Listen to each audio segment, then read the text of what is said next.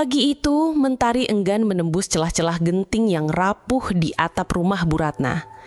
Bau apek dan lembab adalah aroma kesehariannya, berpadu dengan aroma mie instan yang selalu jadi penopang hidup anak semata wayangnya, Bima. Bima, dengan tubuh kurusnya, baru saja terbangun dari tidur beralaskan tikar pandan yang sudah usang. Batuk-batuk kecilnya terdengar memilukan, seolah menggarisbawahi kemiskinan yang membelenggu mereka. Ratna menatap panci kosong di atas kompor minyak tanah yang berkarat. Hanya ada remahan nasi semelam, tak cukup untuk mengisi perut 2 orang. Wajahnya keriput bukan karena usia, melainkan karena beban hidup yang menggunung. Suaminya meninggal 5 tahun lalu karena sakit parah yang tak mampu mereka obati, meninggalkan Ratna seorang diri berjuang membesarkan Bima. Pekerjaannya sebagai buruh cuci panggilan tak pernah cukup. Jangankan untuk berobat, untuk makan sehari-hari pun mereka harus berhemat sampai ke tulang. Bima mendekat, menatap ibunya dengan mata polos. "Ibu, Bima lapar," lirihnya, suaranya serak. Hati Ratna teriris. Berulang kali ia coba pinjam uang ke tetangga, tapi pintu-pintu selalu tertutup. "Nanti nak, Ibi coba cari beras di warung Bu Minah," jawab Ratna berusaha menyembunyikan keputusasaannya. Padahal ia tahu persis, Bu Minah sudah puluhan kali menagih utangnya. Malam harinya, setelah Bima tertidur dengan perut yang tak sepenuhnya kenyang, Ratna duduk termenung di sudut ruangan yang gelap. Lilin kecil berkelip, menari-nari di wajarnya yang basah oleh air mata. Ia memandangi foto usang suaminya. "Kenapa hidup harus berat ini, Mas?" bisiknya parau. Ia sudah mencoba segala cara, melamar pekerjaan serabutan, berjualan gorengan, bahkan mencoba menjadi pemulung. Tapi tak ada satupun yang benar-benar mengubah nasibnya. Di tengah kegelapan yang pekat itu, sebuah pikiran terlintas di benaknya. Pikiran yang selama ini ia tepis mentah-mentah karena didikan agama dan nilai-nilai yang ia pegang teguh. Sebuah bisikan halus menawarkan jalan pintas. Desas-desus tentang kekayaan instan melalui cara-cara tak wajar yang selama ini hanya dianggap mitos dan cerita seram, kini terasa begitu menggoda. Ia menatap Bima yang terlelap. Wajah pucat dan batuknya yang tak kunjung sembuh adalah cambuk paling keras baginya. "Apapun akan kulakukan asal Bima bisa sehat dan hidup layak," tekadnya dalam hati, tanpa menyadari bahwa keputusan itu akan menyeretnya ke dalam jurang penyesalan abadi. Malam itu, setelah tekadnya bulat, Ratna mulai mencari informasi. Bukan di internet karena ia tak punya akses, melainkan dari bisik-bisik tetangga yang sering ia dengar. Ada seorang wanita tua di ujung desa, namanya Mbah Darmi, yang konon memiliki ilmu dan sering didatangi orang-orang yang ingin cepat kaya. Awalnya, Ratna tak percaya tahayul semacam itu. Tapi keputusasaan telah mengikis habis rasionalitasnya. Dengan langkah ragu, esok harinya Ratna menyusuri jalan setapak menuju gubuk Madarmi. Gubuk itu tersembunyi di balik rimbunnya pohon beringin tua, suasananya angker dan mencekam. Aroma kemenyan dan bunga melati menusuk hidung begitu ia mendekat. Jantungnya berdebar tak karuan antara takut dan harapan. Mbah Darmi, seorang wanita tua dengan rambut memutih dan tatapan mata yang tajam, menyambutnya tanpa banyak bicara, seolah sudah tahu kedatangan dan niat Ratna. "Duduk, Nak. Aku tahu apa yang membawamu kemari," ucap Mbah Darmi. Suaranya serak dan dalam. Ratna menceritakan semua penderitaannya, tentang Bima yang sakit-sakitan, tentang kemiskinan yang tak berujung. Ia memohon, "Mbah, tolong saya sudah tidak tahu harus berbuat apa lagi." Mbah Darmi tersenyum tipis, senyum yang tak sampai ke mata. "Ada jalan, Nak, jalan pintas menuju kekayaan. Tapi ingat, setiap kemudahan ada harganya." Ratna mengangguk cepat. "Apapun harganya, Mbah, asal Bima bisa hidup layak." Mbah Darmi kemudian menjelaskan tentang pelaku kekayaan instan itu, tuyur. Makhluk kecil yang bisa mencuri uang dan membawa kekayaan. Namun, ada syarat mutlak yang harus dipenuhi. Tuyul itu butuh susu dari induk semangnya. Setiap malam, setelah ia pulang membawa hasil, kau harus menyusuinya, layaknya seorang ibu kepada bayinya. Jelas Mbah Darmi tatapannya lekat pada Ratna. Dunia Ratna seolah runtuh. Menyusui tuyul, perutnya mual, rasa jijik menjalari seluruh tubuhnya. Itu adalah hal yang paling menjijikkan dan tak masuk akal yang pernah ia dengar. Namun, bayangan wajah pucat Bima kembali terlintas. Ia menelan ludah, berusaha menyingkirkan rasa mual itu. "Bagaimana jika saya tidak mau, Mbah?" tanya Ratna, suaranya bergetar. Mbah Darmi tertawa kecil, tawa yang membuat bulu kuduk berdiri. "Maka tuyul itu akan marah, Nak. Ia akan mengambil kembali semua yang telah ia berikan, bahkan lebih. Hidupmu akan lebih sengsara dari sebelumnya. Atau ia akan mengambil sesuatu yang paling berharga dari hidupmu." Ancaman itu menghantam Ratna telak. Sesuatu yang paling berharga, itu pasti Bima. Ia tak bisa membayangkan hidup tanpa anaknya. Dalam keputusasaan yang memuncak dan dengan hati yang hancur, Ratna akhirnya mengangguk. Saya bersedia, Mbah." Mbah Darmi tersenyum puas. "Bagus. Besok malam datanglah kemari. Kita akan memulai ritualnya." Ratna pulang dengan langkah gontai. Pikirannya kalut, hatinya dipenuhi ketakutan dan penyesalan yang belum terjadi. Ia tahu, ia baru saja menjual jiwanya demi kekayaan, dan harga yang harus dibayar adalah sesuatu yang tak pernah ia bayangkan sebelumnya. Malam berikutnya, Ratna kembali ke gubuk Mbah Darmi. Udara terasa dingin menusuk tulang, seolah alam turut berduka atas keputusan yang akan ia ambil. Di dalam gubuk, Mbah Darmi sudah menyiapkan sesajen. Bunga-bunga 7 rupa, kemenyan yang mengepulkan asap tebal, dan sebuah kendi kecil berisi air yang entah dari mana asalnya. Mbah Darmi mulai merapalkan mantra-mantra dalam bahasa yang tak dimengerti Ratna. Suaranya rendah, bergetar, menciptakan atmosfer yang semakin mencekam. Ratna merasa tubuhnya menegang, bulu kuduknya meremang. Ia melihat ke arah sudut ruangan, di mana Mbah Darmi menunjuk sebuah guci tanah liat yang tertutup kain hitam. "Di sanalah ia tinggal," bisik Mbah Darmi. Setelah ritual yang terasa sangat panjang itu selesai, Mbah Darmi menyerahkan sebuah bungkusan kain hitam kepada Ratna. "Ini tuyulmu. Jagalah ia seperti anakmu sendiri.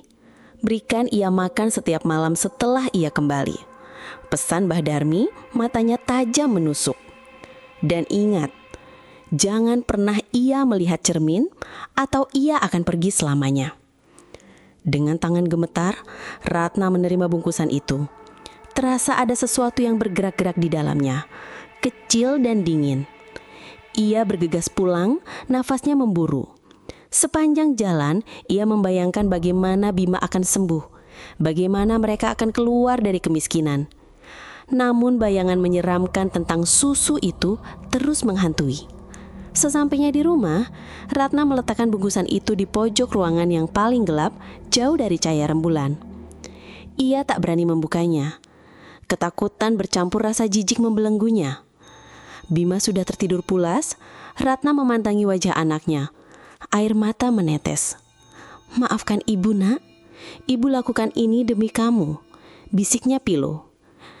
Keesokan paginya, Ratna terkejut saat menemukan beberapa lembar uang kertas di bawah bantalnya. Bukan jumlah yang banyak, tapi cukup untuk membeli beras dan lauk pauk. Hatinya campur aduk antara senang dan takut. Senang karena uang itu nyata, takut karena ia tahu dari mana uang itu berasal. Ia segera memasak makanan yang layak untuk Bima, sesuatu yang sudah lama tidak mereka nikmati. Bima makan dengan lahap, senyum tipis akhirnya tersungging di bibit pucatnya. Namun kebahagiaan itu hanya sesaat. Malam harinya, ketika jam dinding menunjuk angka 12, terdengar kehadiran yang dingin. Dari sudut ruangan yang gelap, terdengar suara langkah-langkah kecil seperti anak kecil yang merangkak. Jantung Ratna berdebar kencang. Ia memejamkan mata erat-erat mencoba mengabaikan. Tapi suara itu semakin mendekat, diikuti bisikan-bisikan halus yang entah apa artinya. Ia membuka mata perlahan. Di depannya berdiri sesosok makhluk kecil. Tingginya tak lebih dari lututnya. Dengan kulit pucat dan mata merah menyala yang menatapnya tajam. Makhluk itu menunjuk-nunjuk payudara Ratna seolah meminta sesuatu. Rasa mual melanda Ratna. Ia ingin berteriak, berlari. Tapi kakinya terasa terpaku. Ketakutan itu melumpuhkannya. Akhirnya, dengan sisa keberanian yang ia miliki dan demi Bima, ia mengangkat blus tidurnya. Kengerian yang tak terlukiskan pun dimulai. Sejak malam pertama itu, hidup Ratna berubah drastis. Uang memang mulai mengalir deras. Setiap pagi, ia selalu menemukan tumpukan rupiah di bawah bantalnya. Jumlahnya semakin hari semakin banyak. Ia bisa membeli makanan bergizi untuk Bima, membayar tagihan listrik yang menunggak, bahkan menyewa seorang dokter untuk memeriksa kondisi Bima. Perlahan, wajah pucat Bima mulai merona. Batuknya mereda dan senyumnya kembali merekah. Hati Ratna senang melihat perubahan itu. Tetapi kebahagiaan itu selalu dibayangi kengerian yang akan datang setiap tengah malam. Momen menyusui tuyul menjadi siksaan batin yang tak terperi. Makhluk kecil itu selalu datang tepat waktu, dengan mata merah menyala yang seolah menuntut haknya. Ratna harus menahan rasa mual dan jijik yang luar biasa setiap kali tuyul itu menempel di tubuhnya, menghisap, dan Ratna bisa merasakan energinya terkuras. Setelah selesai, tuyul itu akan mengeluarkan suara mirip dengkuran aneh, lalu menghilang begitu saja, meninggalkan Ratna dengan perasaan kosong, kotor, dan terhina. Penyesalan mulai menggerogoti jiwanya. Ia merasa terkutuk. Kekayaan yang ia dapatkan terasa haram dan menjijikan. Ia tak bisa tidur nyenyak, selalu gelisah menunggu tengah malam tiba. Setiap kali Bima memeluknya, Ratna merasa berdosa. Bagaimana mungkin ia, seorang ibu, melakukan hal sehina ini demi uang? Bagaimana jika Bima tahu? Pikiran-pikiran itu memutar-mutar di benaknya, membuat kepalanya terasa mau pecah. Ratna mencoba mencari tahu lebih banyak tentang tuyul ini. Ia bertanya secara terselubung kepada beberapa kenalan yang dipercaya, mencari tahu apakah ada cara untuk menghentikan perjanjian ini. Namun setiap jawaban selalu sama. Tuyul itu tidak bisa dilepaskan begitu saja. Kalau dipaksa, ia akan marah dan membalas dendam. Suatu malam, Ratna mencoba menolak. Saat tuyul itu datang, ia bersembunyi di balik lemari, gemetar ketakutan. Namun tuyul itu seolah mengetahui keberadaannya. Suara tangisan melengking memecah keheningan, diikuti dengan suara barang-barang yang berjatuhan. Bima terbangun, menangis ketakutan. Ratna keluar dari persembunyiannya dan melihat tuyul itu menatapnya dengan mata lebih merah dari biasanya, seolah amarah membuncah. Sebuah vas bunga pecah di dekat kaki Bima, nyaris melukainya. Ketakutan itu mengalahkan segala rasa jijik. Ratna segera menghampiri tuyul itu, menuruti kemauannya. Setelah tuyul itu selesai dan menghilang, Ratna memeluk Bima erat-erat, air matanya membasahi rambut anaknya. Ancaman itu nyata. Tuyul itu tidak hanya mengancam kekayaannya, tapi juga keselamatan Bima. Ia terperangkap dalam lingkaran setan yang tak berujung. Semakin banyak uang yang didapat, semakin kuat pula keterikatan dan kengerian yang ia rasakan. Minggu demi minggu berlalu, kekayaan Ratna semakin berlimpah. Rumah lamanya telah direnovasi total menjadi lebih layak dan nyaman. Ia bahkan mampu membeli motor untuk keperluan sehari-hari dan membuka usaha warung kecil di depan rumah. Bima tumbuh semakin sehat dan ceria tak ada lagi batuk atau wajah pucat. Namun, ironisnya, semakin banyak harta yang ia miliki, semakin hancur pula batin Ratna. Tidurnya tak pernah tenang, dan ia seringkali menangis diam-diam di malam hari setelah ritual dengan tuyul. Wajahnya mulai tampak kelelahan, kantung matanya menghitam, dan senyumnya jarang sekali terlihat tulus. Perubahan drastis dalam hidup Ratna tentu saja mengundang bisik-bisik tetangga. Dari awalnya yang kasihan, kini banyak yang menatapnya dengan pandangan curiga. Dulu miskin sekali, kok sekarang bisa kaya mendadak begitu? Jangan-jangan main dukun. Desas-desus itu sampai ke telinga Ratna, menusuk hatinya seperti belati. Ia merasa terasing, tak bisa berbagi penderitaannya dengan siapapun. Suatu siang, saat Ratna sedang berbelanja di pasar, ia berpapasan dengan Buminah, pemilik warung yang dulu sering ia hutangi. Buminah menatapnya dengan tatapan sinis. "Wah, Bu Ratna sekarang sudah jadi saudagar ya. Dulu janji mau bayar utang, tapi malah menghilang. Enak ya, duitnya banyak dari jalan pintas." Sindir Buminah dengan nada menyebalkan, cukup keras hingga beberapa pembeli lain ikut melirik. Ratna hanya menunduk, tak mampu menjawab. Kata-kata Buminah terasa seperti menaburkan garam ke luka lamanya. Ia ingin berteriak, menjelaskan bahwa kekayaan ini datang dengan harga yang sangat mahal, jauh lebih mahal dari utang-utangnya. Namun, ia tak bisa. Rahasianya terlalu kelam untuk diceritakan. Di rumah Ratna semakin paranoid. Setiap suara langkah di luar, setiap tatapan curiga, membuatnya berpikir apakah ada yang mulai mencium rahasianya. Ia jadi jarang keluar rumah, lebih suka mengurung diri. Satu-satunya kebahagiaan adalah melihat Bima tumbuh sehat. Tapi bahkan kebahagiaan itu terkadang terasa hambar, karena ia tahu sumbernya adalah kegelapan. Pernah suatu malam, Ratna mencoba menjebak tuyul itu. Ia menaruh beberapa cermin kecil di sudut-sudut ruangan yang gelap, berharap tuyul itu akan melihat bayangannya dan pergi sesuai petuah Mbah Narmi. Namun, tuyul itu seolah tahu. Ia hanya melompat-lompat menghindari cermin, bahkan sesekali menunjuknya dengan jari mungilnya, seolah mengejek usaha Ratna. Frustrasi Ratna memuncak. Makhluk ini lebih cerdas dari yang ia bayangkan, dan terikat padanya dengan cara yang tidak bisa ia lepaskan. Ratna merasa semakin terdesak, mencari-cari cara. Pikiran untuk mengakhiri semuanya semakin kuat menghantuinya. Keputusasaan Ratna semakin menjadi-jadi. Setiap malam setelah ritual menjijikkan itu, ia akan duduk terpaku, memikirkan cara untuk mengakhiri penderitaannya. Kekayaan yang dulunya begitu diidamkan kini terasa seperti rantai yang membelenggu. Ia tidak bisa menikmati apapun. Senyum Bima adalah satu-satunya pelita, namun bahkan itu pun terasa redup di bawah bayang-bayang berjanjian terkutuknya. Ia tahu, satu-satunya cara adalah mencari seseorang yang lebih memahami dunia gaib daripada Mbah Darmi.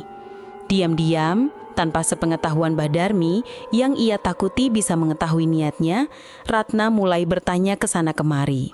Ia menyamar sebagai orang yang ingin menolong kerabatnya yang sakit, menanyakan tentang orang pintar atau kiai yang memiliki ilmu untuk membersihkan sesuatu yang kotor. Setelah beberapa waktu, Ratna mendengar kabar tentang seorang kiai bernama Kiai Hasan yang tinggal di sebuah pesantren jauh di perbatasan kota. Kiai Hasan dikenal sebagai sosok yang bijaksana dan memiliki kemampuan spiritual yang tinggi, tidak terlibat dalam praktik pesugihan, melainkan membantu orang-orang yang terjerat masalah gaib.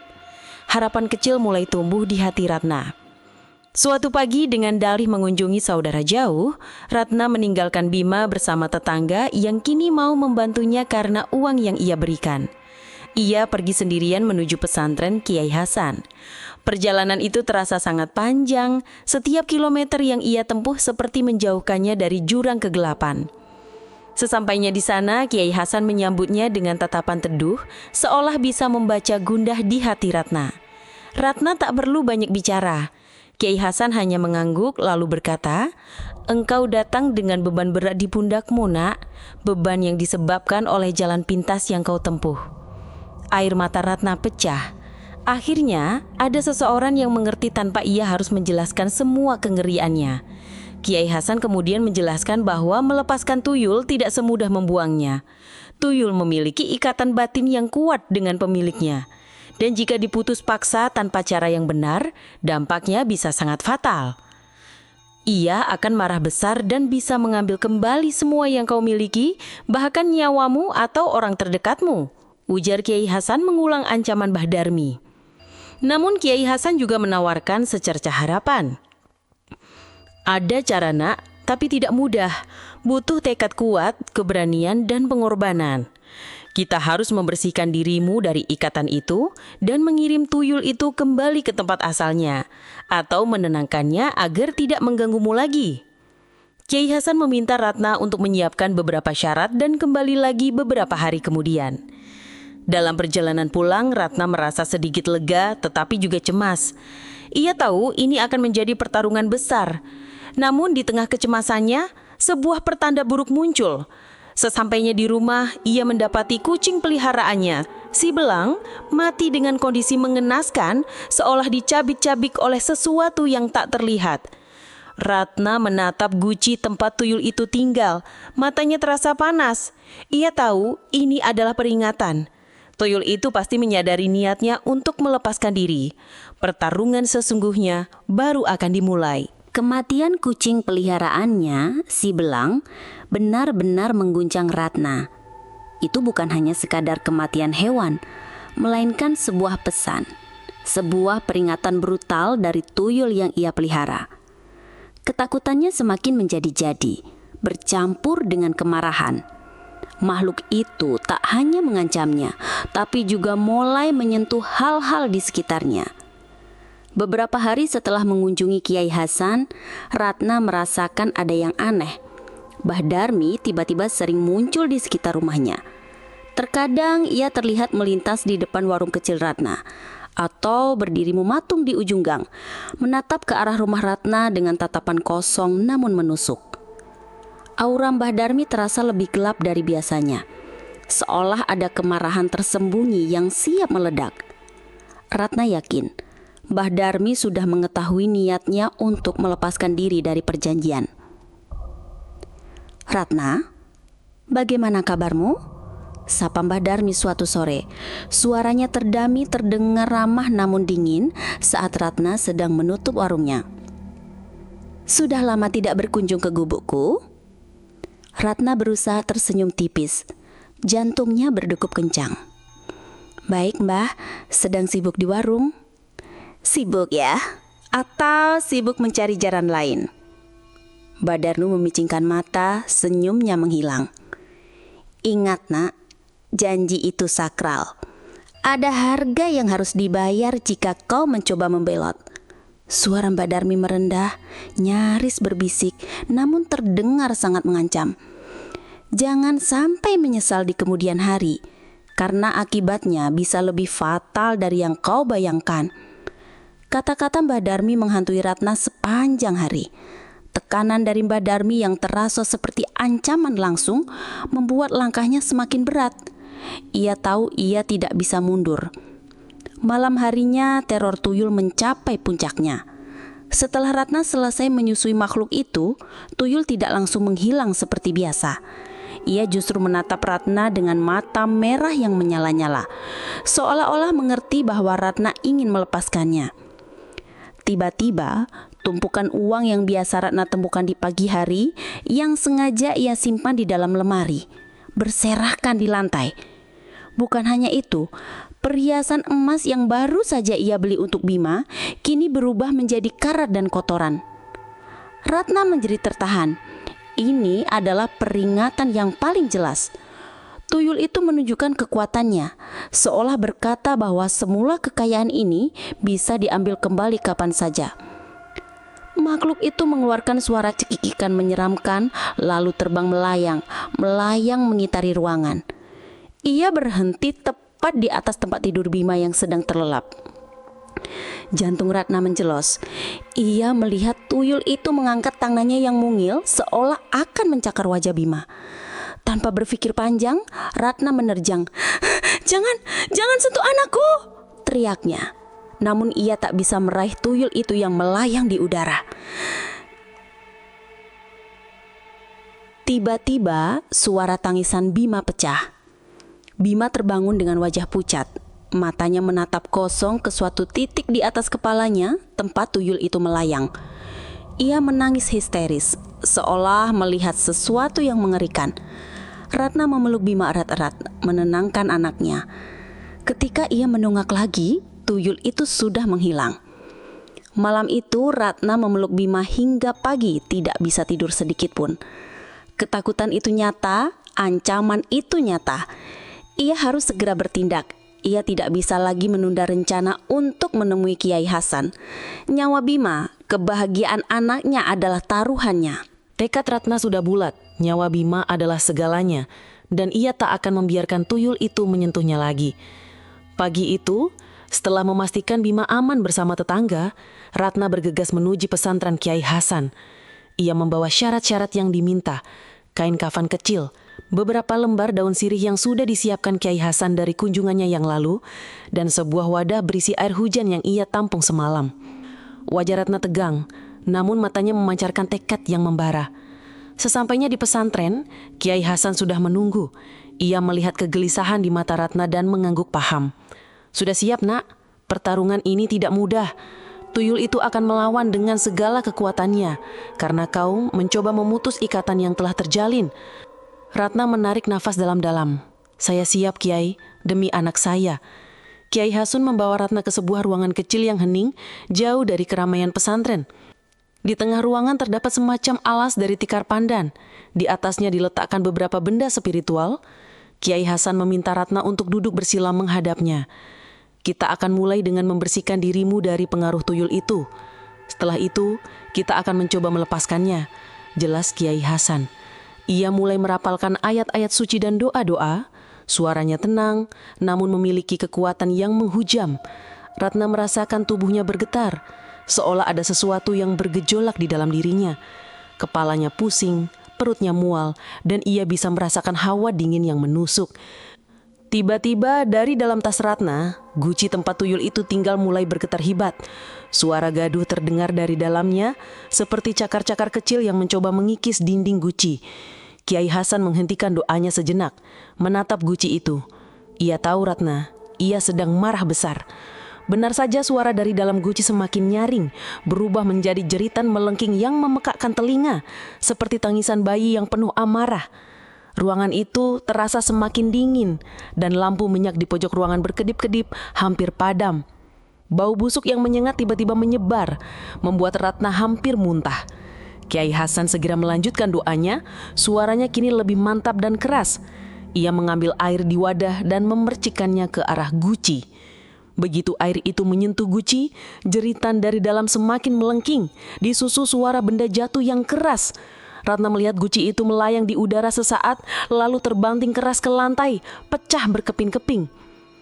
Dari pecahan guci itu, muncul sesosok tuyul.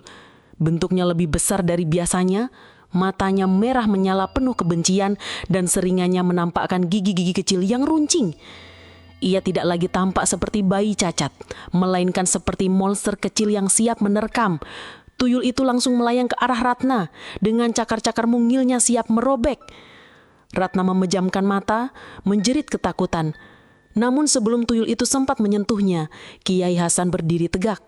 Dengan cepat ia mengewayungkan tongkat kayunya yang berukir kaligrafi ke arah tuyul itu, sambil melafalkan ayat suci dengan lantang. Tongkat itu tidak mengenai tuyul, tapi mengeluarkan energi yang membuat tuyul itu terhempas mundur. Tuyul itu berteriak marah, lalu berputar-putar di sekitar ruangan dengan kecepatan tinggi, menciptakan pusaran angin yang mengobrak-abrik isi ruangan. Buku-buku berjatuhan, tikar tergulung, dan suara pecah belah terdengar di mana-mana. Ini adalah pertarungan habis-habisan antara kekuatan gaib tuyul dan kekuatan spiritual Kiai Hasan. Ratna hanya bisa meringkuk, berdoa dalam hati, berharap semua ini segera berakhir. Pertarungan itu semakin sengit. Tuyul yang kini tampak seperti sosok hitam pekat dengan mata merah membara, melesat liar di dalam ruangan. Ia menyerang Kiai Hasan, mencoba menembus pertahanan spiritualnya. Namun, setiap serangannya mental. Kiai Hasan tetap teguh, suaranya tak goyah sedikit pun saat terus melafalkan ayat-ayat suci. Ia memegang tasbihnya erat, memutar-mutarnya dengan cepat, dan percikan cahaya keemasan sesekali memancar darinya, menghalau serangan tuyul. Ratna yang meringkuk di sudut ruangan bisa merasakan aura dingin yang menusuk tulang. Ia melihat tuyul itu melesat ke arahnya, dengan cakar kecilnya yang kini terlihat memanjang dan tajam. "Jangan!" teriak Ratna, suaranya serak karena ketakutan. Namun sebelum tuyul itu sempat mendekat, Kiai Hasan mengayunkan tongkatnya lagi. Kali ini, ia mengarahkan ujung tongkatnya tepat ke arah tuyul. Dan dari ujung tongkat itu keluar sebuah cahaya putih terang yang menyilaukan. Cahaya itu langsung menembus tubuh tuyul. Tuyul itu menjerit, jeritan yang sangat pilu dan memilukan, seperti tangisan bayi yang kesakitan namun dengan nada yang mengerikan. Tubuhnya bergetar hebat dan secara perlahan ia mulai menyusut. Warna merah di matanya memudar dan bentuknya kembali menjadi sosok kecil yang pucat.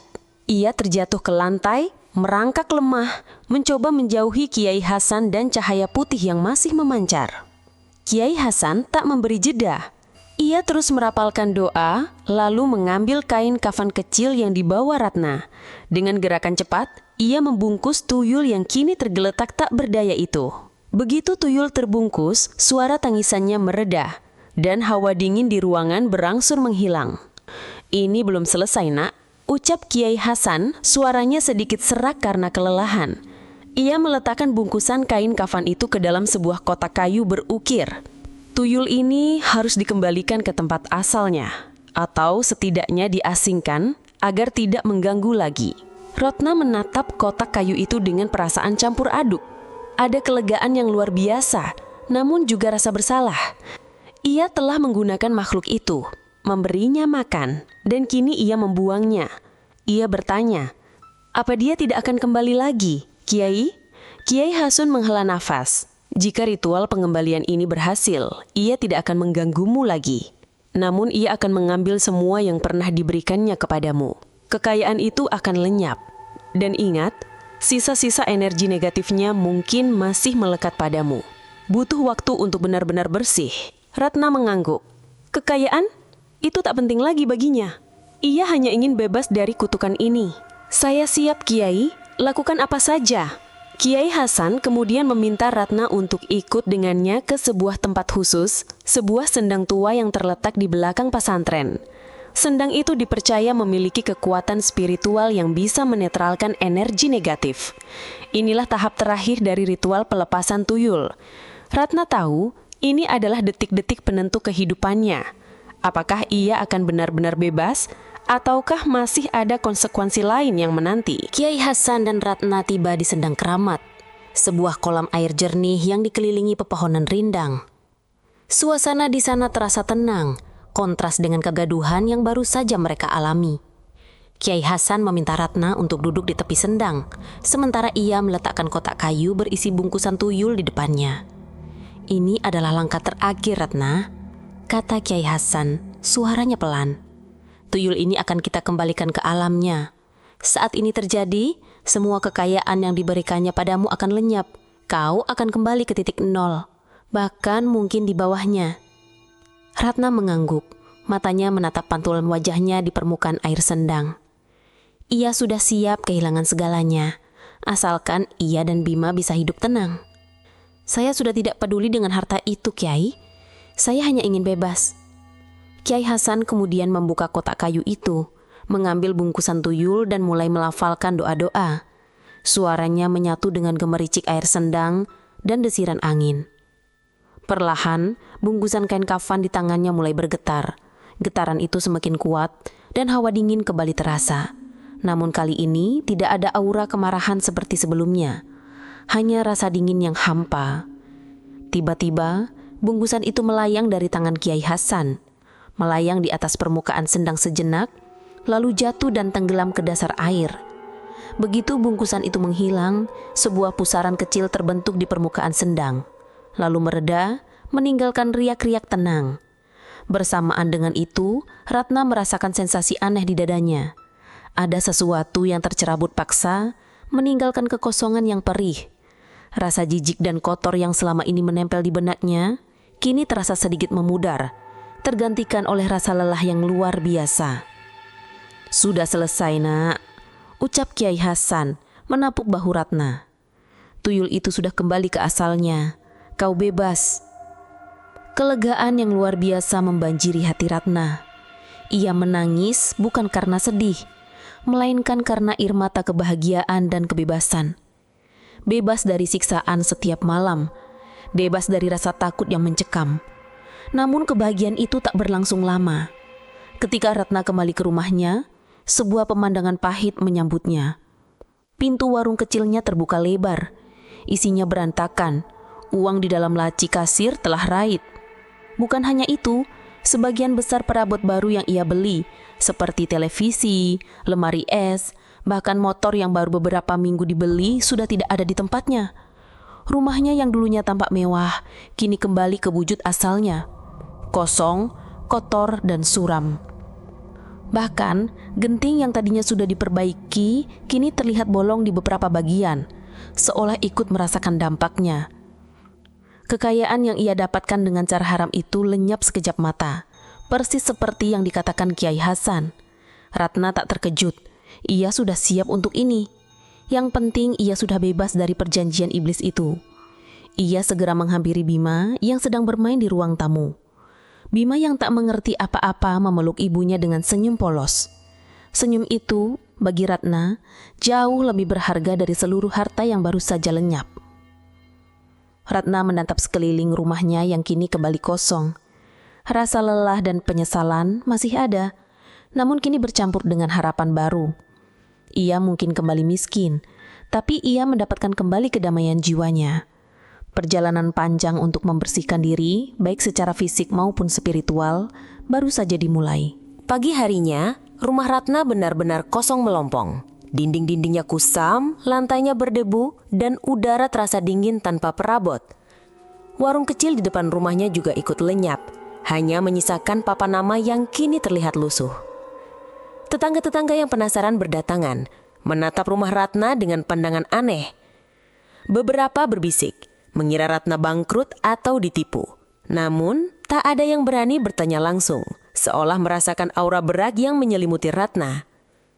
Ratna hanya tersenyum tipis. Ia tak peduli dengan omongan orang. Ia memeluk Bima erat-erat, satu-satunya harta yang benar-benar berharga baginya. "Kita mulai dari awal lagi, Nak," bisiknya mencium kening Bima. Meskipun kekayaan lenyap, ada sebuah beban berat yang terangkat dari pundak Ratna. Ia bisa tidur nyenyak untuk pertama kalinya dalam waktu yang sangat lama. Tidak ada lagi ketakutan akan kunjungan tengah malam. Tidak ada lagi rasa jijik yang menggerogoti. Jiwanya terasa lebih ringan meski raga dan dompetnya kembali kosong. Namun efek dari perjanjian dengan tuyul itu tidak serta-merta hilang begitu saja. Ratna seringkali merasa sangat lelah. Seperti tenaganya terkuras, tubuhnya sering meriang, dan ia merasa lebih sensitif terhadap suara atau bayangan di malam hari. Kiai Hasan telah mengatakan bahwa butuh waktu untuk membersihkan sisa-sisa energi negatif itu dari tubuh dan batinnya. "Ibu, kok rumah kita jadi begini lagi?" tanya Bima polos, menatap sekeliling dengan bingung. Ia merindukan televisi barunya atau kasur empuk tempat ia biasa tidur. Hati Ratna terenyuh. "Tidak apa-apa, Nak. Yang penting kita sehat. Kita bisa cari uang lagi pelan-pelan," jawabnya berusaha tegar. Ia tahu perjuangan mereka belum berakhir. Mereka harus makan, Bima harus sekolah. Ratna mulai bekerja serabutan lagi. Mencuci baju, membantu tetangga, apa saja yang bisa menghasilkan uang halal. Upahnya memang tak seberapa, jauh dibandingkan kekayaan yang pernah ia miliki. Tetapi setiap rupiah yang ia dapatkan kini terasa bersih, tidak lagi membawa beban dosa atau kengerian. Ia makan seadanya, tidur beralaskan tikar, sama seperti sebelum ia mengenal tuyul. Namun kali ini ada kedamaian dalam kemiskinan itu. Beberapa kali Ratna masih merasa didatangi bayangan tuyul di ujung matanya atau mendengar bisikan halus yang menggodanya untuk kembali ke jalan pintas. Namun ia selalu menguatkan diri. Ia akan mengingat wajah Bima yang sehat dan senyum tulusnya, serta janji pada dirinya sendiri bahwa ia tidak akan pernah lagi menempuh jalan yang salah. Setiap keping penyesalan yang masih tersisa, kini ia jadikan cambuk untuk terus maju. Bulan-bulan berlalu. Hidup Ratna memang kembali serba kekurangan. Tapi kini ia menjalani setiap hari dengan hati yang lebih ringan. Batuk Bima sudah benar-benar hilang. Dan kini ia sering bermain riang bersama anak-anak tetangga.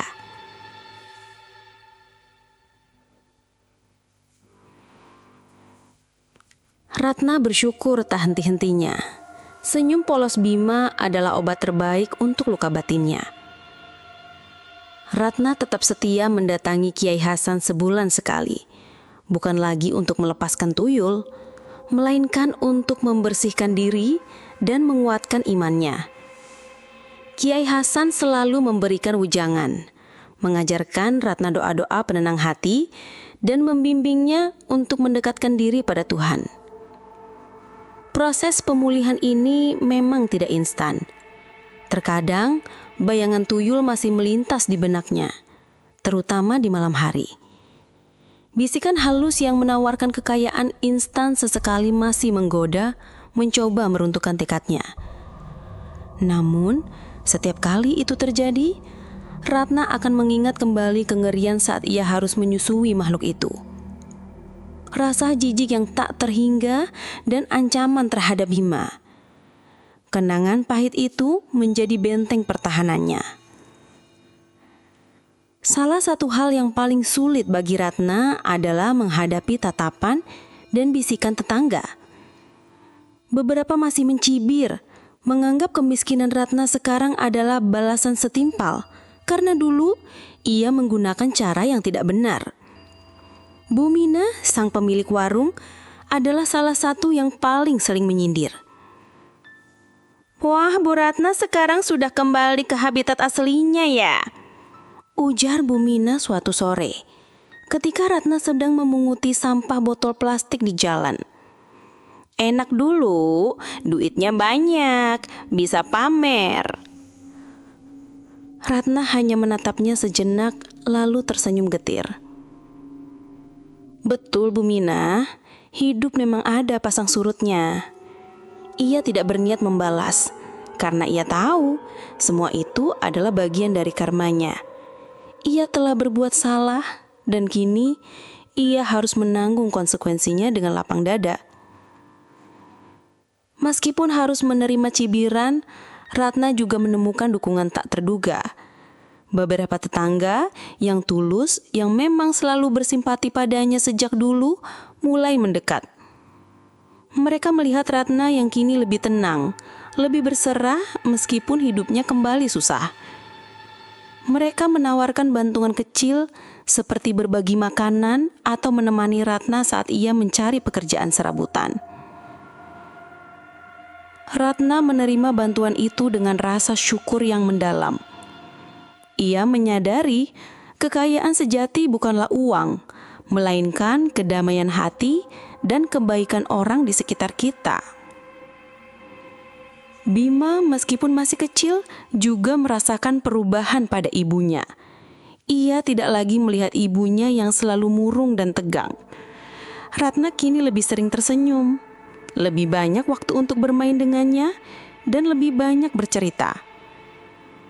Kebersamaan mereka meski dalam kesederhanaan terasa jauh lebih berarti dibandingkan saat Ratna bergelimbang harta namun dihantui ketakutan. Ratna tahu perjalanannya masih panjang. Bekas luka di batinnya mungkin tidak akan pernah hilang sepenuhnya. Namun, ia telah memilih jalan yang benar. Ia telah melepaskan diri dari jerat kegelapan dan kini ia fokus membangun kembali hidupnya sepotong demi sepotong dengan keringat dan kejujuran. Waktu terus berjalan. 2 tahun telah berlalu sejak Ratna melepaskan tuyur itu. Rumahnya kini tidak lagi kosong. Dengan tabungan dari hasil kerja kerasnya, Ratna berhasil membeli kembali beberapa perabot sederhana. Sebuah dipan kayu tua menggantikan tikar di kamar Bima, dan ada meja makan kecil di dapur. Warung kecilnya pun mulai beroperasi lagi, menjual jajanan pasar dan minuman dingin.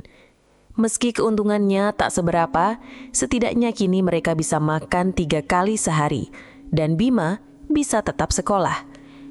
Ratna yang dulu selalu murung dan takut, kini memancarkan aura ketenangan. Garis-garis kelelahan di wajahnya mulai memudar, digantikan oleh senyum yang tulus. Rasa jijik dan kotor yang dulu menghantuinya perlahan menghilang, tergantikan oleh rasa syukur. Ia tahu bahwa ia telah diberi kesempatan kedua. Hubungannya dengan Bima juga semakin erat. Bima yang kini berusia 9 tahun tumbuh menjadi anak yang cerdas dan penurut. Ia sering membantu ibunya menjaga warung sepulang sekolah. Ratna tak pernah menceritakan tentang tuyul itu kepada Bima, atau tentang bagaimana ia mendapatkan kekayaan dulu. Ia hanya ingin anaknya tumbuh dengan pemahaman bahwa rezeki harus dicari dengan cara yang halal dan berkah. Meski demikian, bayangan masa lalu tak sepenuhnya lenyap.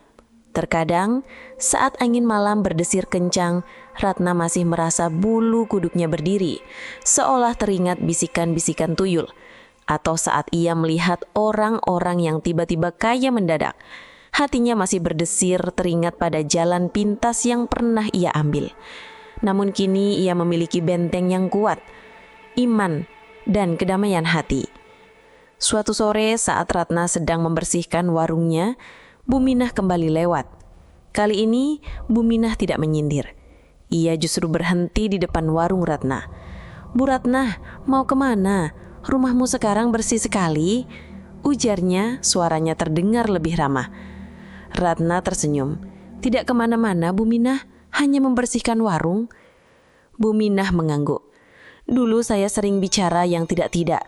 Maafkan saya ya Bu, sekarang saya lihat Bu Ratna semakin sabar, semakin rajin." Pengakuan itu membuat hati Ratna tersentuh. Ia tahu perubahan dirinya tak hanya ia rasakan sendiri, tapi juga terlihat oleh orang lain. Ia membalas senyum Bu Minah. "Tidak apa-apa Bu Minah, kita semua manusia kadang hilaf." Meskipun bekas luka di batinnya mungkin tak akan pernah hilang sepenuhnya, Ratna telah menemukan makna baru dalam hidup. Ia menyadari bahwa kekayaan sejati bukanlah tumpukan uang atau perhiasan, melainkan kedamaian jiwa, keikhlasan hati, dan kebersamaan dengan orang-orang tercinta. Ia telah membayar mahal untuk pelajaran ini, namun ia tidak menyesalinya. Karena dari penyesalan itulah ia menemukan jalan menuju terang. Matahari sore memancarkan warna jingga keemasan, menembus celah-celah daun jambu di halaman rumah Ratna. Suasana damai menyelimuti.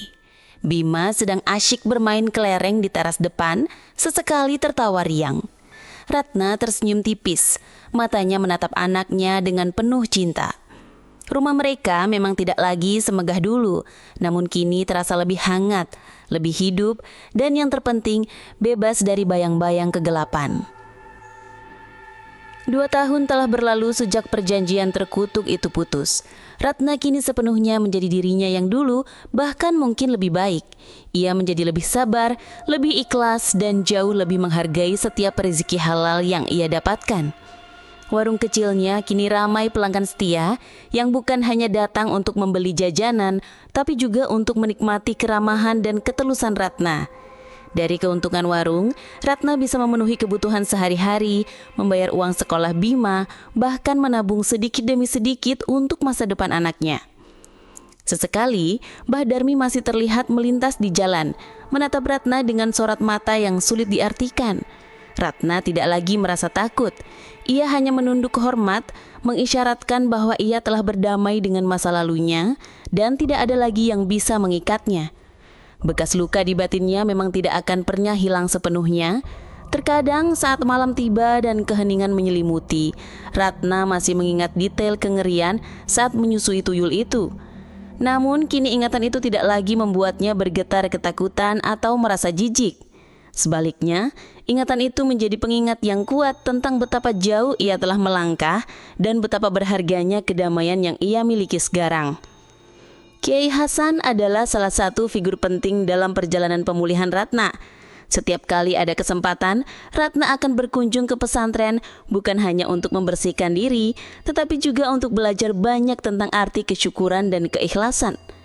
Kiai Hasan sering berpesan, rezeki yang berkah Ratna adalah rezeki yang membawa ketenangan hati, bukan beban.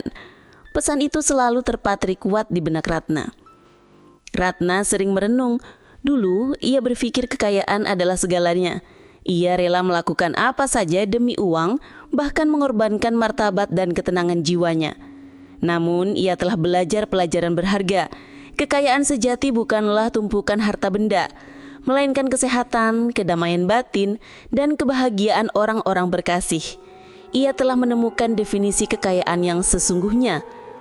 Hidupnya kini memang sederhana, jauh dari gemerlap kemewahan yang pernah ia rasakan singkat. Tapi di balik kesederhanaan itu, ada kedamaian yang tak ternilai harganya. Ia tidak lagi dihantui mimpi buruk, tidak lagi merasa kotor, dan yang terpenting, ia bisa memeluk Bima dengan hati yang bersih tanpa ada lagi beban rahasia kelam. Ratna telah menemukan kembali dirinya di tengah puing-puing masa lalu yang kini telah ia jadikan pelajaran. Pagi itu, udara terasa sejuk. Embun masih membasahi dedaunan dan kicauan burung menyambut hari. Ratna membuka pintu warungnya, menyiapkan dagangan dengan senyum di bibir. Bima yang kini sudah duduk di bangku kelas 4 SD, membantu menyiapkan bangku-bangku kecil di depan warung. Kebersamaan mereka terasa begitu sederhana, namun syarat makna. Meskipun hidup mereka kembali ke level kesederhanaan, ada kekayaan lain yang jauh lebih berharga. Ratna telah menemukan kembali kedamaian batinnya. Tidak ada lagi malam-malam tanpa tidur, tidak ada lagi rasa mual dan jijik, dan yang terpenting, tidak ada lagi ketakutan akan ancaman tak kasat mata. Bekas luka di hatinya memang masih ada, menjadi pengingat abadi akan kesalahan yang pernah ia perbuat. Namun, luka itu tidak lagi perih, melainkan telah menjadi pelajaran berharga yang membentuk dirinya menjadi pribadi yang lebih kuat dan bersyukur. Kisah Ratna meski tidak pernah ia ceritakan secara gamblang kepada siapapun, menjadi semacam pelajaran tak tertulis di benaknya. Ia sering melihat orang-orang di sekitarnya yang tergiur kekayaan instan, sibuk mencari jalan pintas, dan ia hanya bisa menarik nafas panjang. Ia tahu betul, tidak ada kekayaan yang datang tanpa harga. Dan harga yang harus dibayar untuk kekayaan haram itu seringkali jauh lebih mahal dari yang bisa dibayangkan. Suatu hari, seorang ibu muda datang ke warungnya. Wajahnya terlihat murung dan putus asa. Ia bercerita tentang kesulitan hidupnya, tentang suaminya yang sakit dan anaknya yang kelaparan. Ratna mendengarkan dengan seksama. Ia melihat bayangan dirinya di masa lalu pada ibu itu. Tanpa sadar, Ratna meraih tangan ibu itu. "Hidup memang berat, Nak," ujar Ratna lembut, matanya teduh. "Tapi ingat, setiap kesulitan pasti ada jalan keluarnya. Jangan pernah menyerah, apalagi jika harus menempuh jalan yang tidak benar." Ratna tidak menjelaskan lebih lanjut, tetapi kata-katanya penuh makna, lahir dari pengalaman pahit yang mendalam. Ibu muda itu menatap Ratna, seolah merasakan kekuatan dan kebijaksanaan dari sosok di depannya. Ratna sadar, ia tidak bisa mengubah masa lalunya. Perjanjian dengan tuyul itu akan selalu menjadi bagian ceritanya. Namun ia bisa mengubah masa depannya. Ia bisa memastikan bahwa Bima tumbuh di lingkungan yang bersih, dengan rezeki yang halal, dan dengan pemahaman bahwa kebahagiaan sejati tidak diukur dari seberapa banyak harta yang dimiliki, melainkan dari ketenangan jiwa dan keberkahan hidup. Ia sering memandang matahari terbit dari balik bukit, menghirup udara pagi yang segar. Ada rasa syukur yang mendalam di hatinya. Hidupnya mungkin sederhana, ia mungkin tidak lagi bergelimang harta, tapi ia telah menemukan harta yang sesungguhnya. Kebebasan dari rasa takut, kedamaian batin yang tak tergantikan, dan cinta seorang ibu yang murni kepada anaknya. Itu semua jauh lebih berharga daripada kekayaan duniawi yang pernah ia kejar dalam kegelapan. Malam hari, Bima sudah tertidur pulas di dipan kayunya. Ratna duduk di teras, memandang bintang-bintang yang bertaburan di langit. Bulan sabit bersinar terang, menerangi sekelilingnya. Tidak ada lagi ketakutan yang mencekam di tengah malam. Yang ada hanyalah suara jangkrik, desiran angin, dan bisikan damai dari hati Ratna sendiri. Ia memejamkan mata sejenak, mengingat kembali seluruh perjalanan hidupnya. Dari seorang ibu yang dilanda kemiskinan dan keputusasaan, yang rela menempuh jalan haram demi anaknya, lalu terjerumus dalam perjanjian mengerikan dengan tuyul, dipaksa menyusui makhluk jadi-jadian setiap malam, dihantui rasa jijik dan penyesalan, hingga akhirnya ia memberanikan diri untuk melawan, mencari pertolongan, dan melepaskan diri dari jerat tersebut, meski harus kehilangan semua kekayaan yang pernah ia miliki. Namun, kehilangan kekayaan itu bukanlah akhir, melainkan awal dari kehidupan baru. Kehidupan yang dibangun di atas dasar kejujuran, kesederhanaan, dan keimanan. Ia telah membayar mahal untuk pelajaran ini, namun ia tidak pernah menyesalinya. Karena dari penyesalan itulah ia menemukan kembali esensi kebahagiaan yang sesungguhnya. Ratna memandang ke arah rumah-rumah tetangga yang sebagian besar sudah gelap. Ia membayangkan Mbah Darmi, sosok wanita tua dengan ilmu gelapnya. Mungkin Mbah Darmi masih melanjutkan praktik-praktik terlarang, menjebak jiwa-jiwa putus asa lainnya. Ratna hanya bisa berdoa, semoga tidak ada lagi yang terjerumus seperti dirinya. Hidup Ratna kini adalah sebuah testimoni, sebuah bukti bahwa jalan pintas menuju kekayaan seringkali membawa kutukan yang lebih besar daripada kemiskinan itu sendiri. Bahwa kedamaian hati dan keberkahan hidup jauh lebih berharga daripada tumpukan uang yang didapat dengan cara yang kotor. Dan bahwa cinta seorang ibu pada akhirnya adalah kekuatan terbesar yang mampu mengalahkan kegelapan apapun. Di penghujung malam, Ratna masuk ke dalam rumah. Ia memeluk Bima yang terlelap, mencium keningnya. Senyumnya mengembang. Ia mungkin tidak memiliki harta berlimpah, tapi ia memiliki segalanya. Sebuah kehidupan yang bersih, anak yang sehat, dan hati yang damai. Pelajaran itu telah terukir abadi dalam sanubarinya.